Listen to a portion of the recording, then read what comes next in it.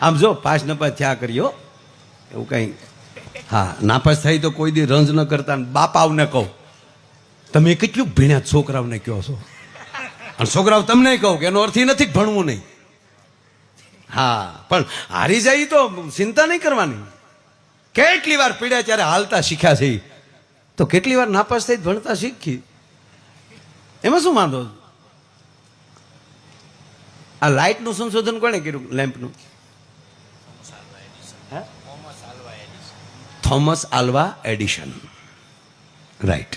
હું ભણેલા એટલે હારે રાખું, ભૂલા પડી તો પૂછી લેવાય. એ કેટલી વાર નાપાસ થયો હતો સાહેબ?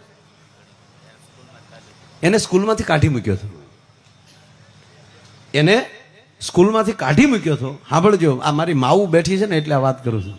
એને સ્કૂલમાંથી કાઢી મૂક્યો કારણ કે એટલા 3-4 વર્ષ ભણ્યો પણ વાંચતા નહોતું આવડ્યું. એને આવો ઠોઠ વાંચતા નહોતું આવડતું એટલે કાઢી મૂક્યો અને ચિઠ્ઠી મોકલે હારે અને કીધું કે મહેરબાની કરીને હવે તમારા છોકરાને અહીં મોકલતા નહીં. 4 વર્ષમાં કાંઈ ફેર નથી પડ્યો તો હવે શું ફેર પડવાનો?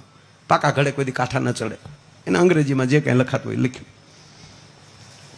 અને મહેરબાની કરીને કાલથી સ્કૂલમાં ન મોકલતા.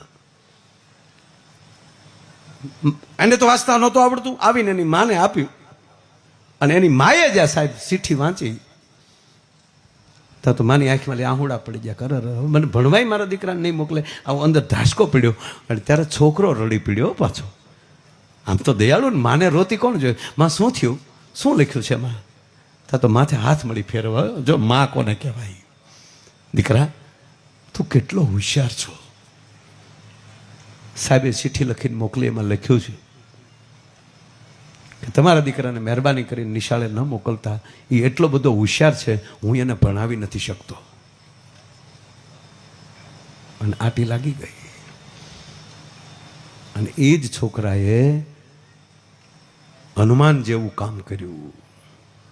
જેમ ભગવતી જાનકીને ગોતવા માટે, શક્તિને ગોતવા માટે હનુમાનજી સફળ થયા, એમ આજે લાઇટના અંજવાળામાં આપણે બેઠા છીએ ને, એ લેમ્પનું સંશોધન કરનારા માણસ હતો સાહેબ. અને પછી માં ગુજરી ગયા પછી માને અલબારી માલી ચિઠ્ઠી નીકળી અને પછી વાંચ્યું અને ત્યારે એને લખવું પડ્યું કે મારી માં જો મહાન ન હોત તો હું પણ મહાન ન બન્યો હોત. મારી માએ મને પાવર આપ્યો. એટલે હું હંમેશા કહું છું, પહેલું કોઈ ગુરુ હોય તો આપણી માં છે. પહેલું કોઈ ગુરુ હોય તો આપણી માં.